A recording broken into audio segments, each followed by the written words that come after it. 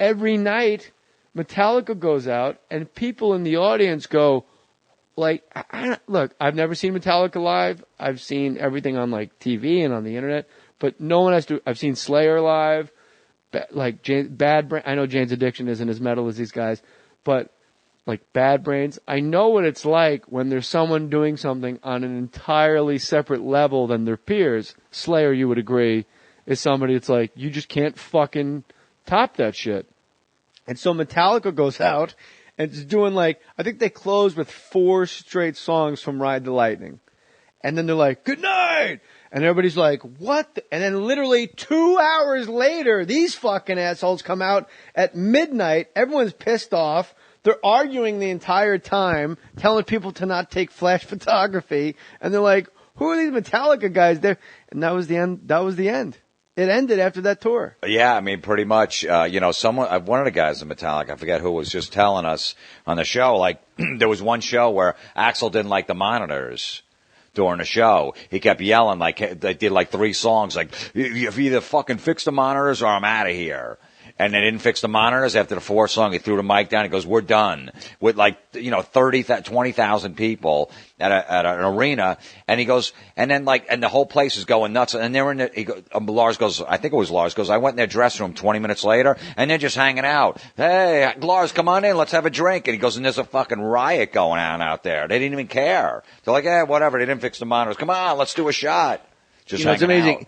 Axl is mad about the monitors, and you got 4 other guys on stage that are like, where are the monitors? I don't even know what the monitors are. I just play I got the set list at my feet, taped to the stage, and I just play the Mr. Brownstone. They just go into it. Yeah, I know. Play your fucking songs, Monitor Man. I think that's an Elton John song. Monitor Man, na na na na.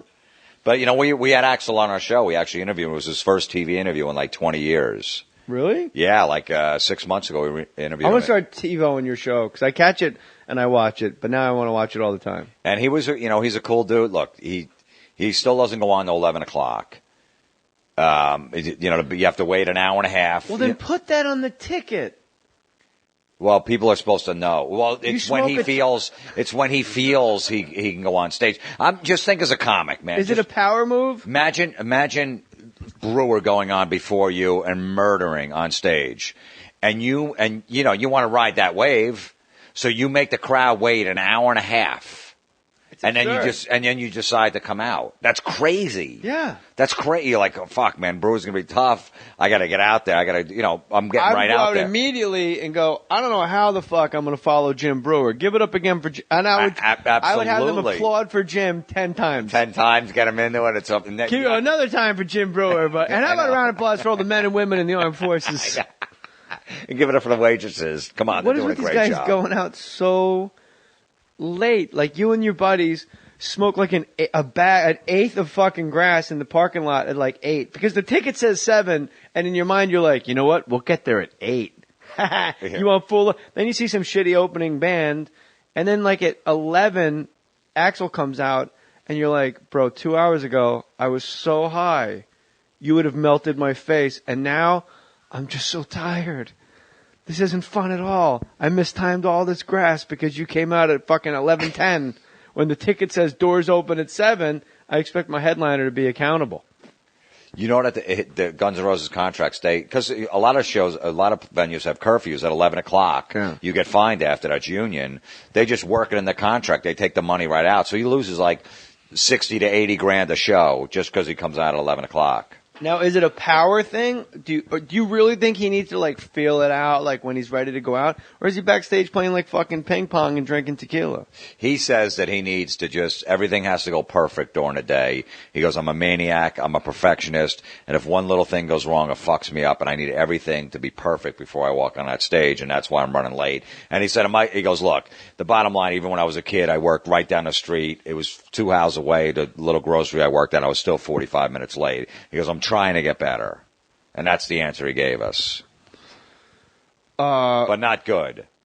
Yeah. Right, and that's the thing with Slash. Slash said, look, if that ever happened where the original band got back together, he goes, and the opening band got off stage at 9:15 and it's 11 o'clock and we're still not on stage. He goes, I walk right out the back door. and I get in my car and I go home. And he goes, there's no way I would make that crowd wait that long. He goes, I just wouldn't do it. So he goes, that's why in a nutshell it'll never happen. I think I would go the other way. I think I would walk towards the stage, plug in, have my guitar tech all set. I'm being serious. And then just go out and start going, just start playing Sweet Child of Mine. Play like an hour. And the crowd goes bananas. And then when Axl comes out, you're just like, all right. And you just say into the mic, I was here on time, so I'm going to go. That's funny. It would make Rolling Stone. So Slash could just walk out, right? Hey, it's 9:30. I'm ready to go. I just want to let you know. I don't know when we're coming out, but I'm here. I'm plugged in. I'm ready. But I think it's cooler if he just goes out and starts playing. That's true. Because imagine if Axl heard that backstage. Like, I didn't even shower yet. Put a whistle in his mouth and let him do all of Paradise City. Even the whistle. That's great. You know, there's a song on that Appetite for Destruction album that really people don't talk about. And to me it's what it's all about. Rocket Queen. Love that song. It's so badass. And then the great bridge. I see you standing. Like such a great song, right? It's amazing, man. It's is that the one where the girl's moaning? Yeah. Yeah. You know the story behind that. That was Steven Adler's girlfriend. I wish it was Steven Adler. And Axl was fucking his girlfriend in the studio to get the real sound. And maybe that's why Steven Adler's on Celebrity Rehab. and Axl Rose is on your show. Because if somebody had sex with my wife and put an album out with her making, it was like my buddy, I'd go, you know what? I think I'm going to do a lot of drugs right now. Yeah, meanwhile, that album sold like 30 million worldwide, so 30 million people have heard Adler's girlfriend getting fucked by Axl. Yeah, it's weird, like, lead singers do get all of it, the chicks, and they also have lead singer syndrome? Is that what they call it? And what is it about these guys that they just hold shit up? They're all maniacs. You know, the Van Halen's, you know, with the singers, gone through all the singers. You know, Axl, it seems like Sammy probably kept it on time, but I'm not a big fan of Sammy Hagar. Right. Well, no, he kept it on time, but just getting along with them. Look at Scott Weiland when he was in Velvet Revolver. Scott Weiland is and Stone Temple Pilots. A fall down textbook addict that's probably real hard to get along with on his best days because the show is just a distraction before he can go back and do all the substances he wants to do. I did the Tonight Show and he was on with that like fucking fake band he had. Like right, when he did solo stuff. Yeah, and it's weird. And then you shake. I mean, this is like at 3:30 in the afternoon, and at the end of the show, you go and you shake the band's hand with Jay. And like, I smelled as far away as you and I are. I'm like, holy shit. And he's like, hey, and he's got the pin eyes. And I'm like, come on, bro. Like, you're going to fucking die. You're going to die. I know. It's a shame, man. We have an Amazon link that I ask you to email me with what you've bought at the Amazon link on jmohr.com. Tracy Sasser. This is you, my love. This is a good one. She wrote, JJ, I clicked through your site to shop at Amazon. I ordered 2 books, a toy for my 14-month-old son, and a DVD. His Needs, Her Needs for Parents, Keeping Romance Alive by Willard F. Jr. Harley. Then I bought High Five with Julius and Friends, Touch and Feel, Paul Frank Industries, Knobby Balls, 5-pack, Friday Director's Cut with Ice Cube. Now that I look at what I just typed, Amazon's going to wonder what the fuck is going on in my house. So if you want a lot of shit. Yeah, but it does sound like the kid book could be a grown-up book. High Five with Julius. It's a swingers book. High Five with Julius and Friends, Touch and Feel. I like it. And then the grown-up one was, His Needs, Her Needs. But regardless, if you want to buy something, somebody had a really good idea. You'll like this, Jim Florentine. You take on your toolbar where it says Amazon.com, just replace that with jmohr.com, and then when you ever go to Amazon, just go to jmohr.com and click the Amazon link. It's super easy. You dated Robin Quivers? Yeah.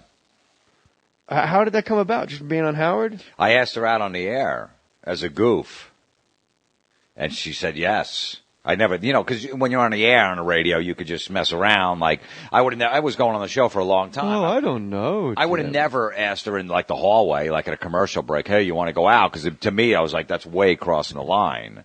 They were like, get the fuck, this guy's creepy. Well, it's not crossing the line. Did you really want to go out with her? Well, yeah. I mean, we just did an interview and we were both single. And Howard goes, hey, Robin, Jim's single. And I'm like, yeah, I'm single. Why don't we go out? I mean, I always liked black chicks. I had a thing for black chicks. What kind of a thing? I You like like them. to put your penis inside the vaginas? Yeah, it looks cool. It really does. What looks so cool? Just I don't know what it is. It's just like, Do you make believe you're watching black and white TV and you're in the 50s? Maybe, yeah. And it's just, I don't know. I grew up in, middle of Jersey, white New Jersey. There was no black people around. It just was almost like taboo for me. And I was totally attracted. I'm one of those white dudes that likes, they like the black chicks. The forbidden fruit, Jim Florentine. Yeah. Something illicit. I like the little flavor. I just sounded like Clyde Frazier. Something illicit. Swishing and dishing, making love to black women is the neophyte Jim Florentine. There was something about it. And they like, what, when I had the long hair, too, the black chicks, for some reason, loved the long hair. I don't know what it was. Oh, really? You really don't know what it is? Well, I mean, I could see, like, the white trash white chicks, like in the strippers no, and the but you hairdressers. really can't figure out why black chicks are attracted to white guys with long hair? No. Because black guys can only grow their hair in one direction. Up. All right, so. Unless they soul glow that shit down their shoulders and they leave like fucking marks on the pillowcase, all greasy fucking, there's drip marks in the driveway. Well, what about the dreads? What about the black guy with the long dreads? That doesn't count?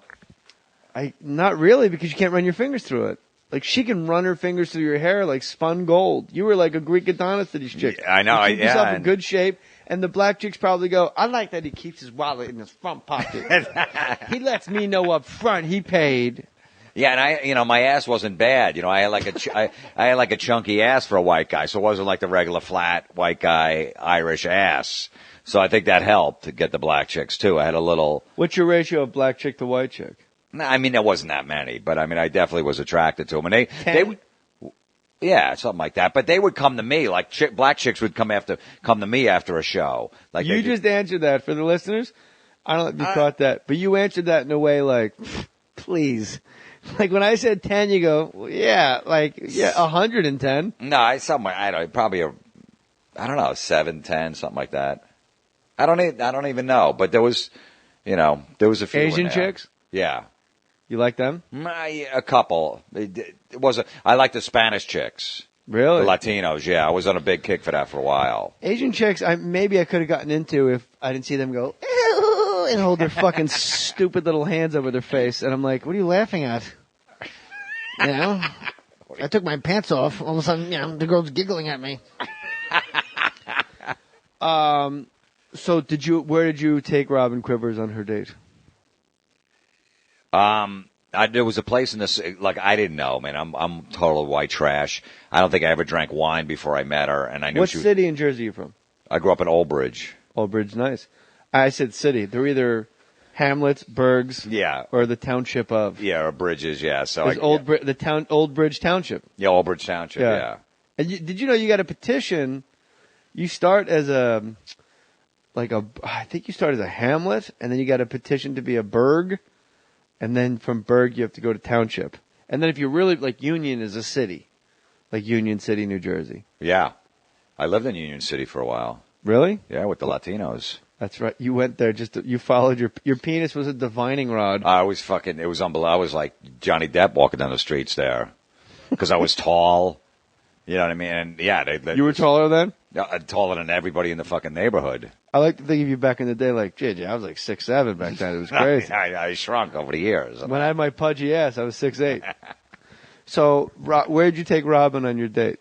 I remember the first date she recommended. I said, look, if you know any good restaurants in the city, because, I want to. She seems to know. She seems to be pretty wired into the city. Yeah, and she was a vegan too. So I'm like, look, it made it easier for me because I was like, look, I don't know anything about that. I'm a meat eater. So is there a good vegan restaurant that we can go to? Because I didn't need that pressure. Because I didn't know. I always take chicks to Quiznos and stuff. Yeah, I'm like, look, let's just go during the day. We'll get something to eat here for now, and then we'll get something later, and hopefully they fill up on the fucking bread, and then I'll have to take them out later.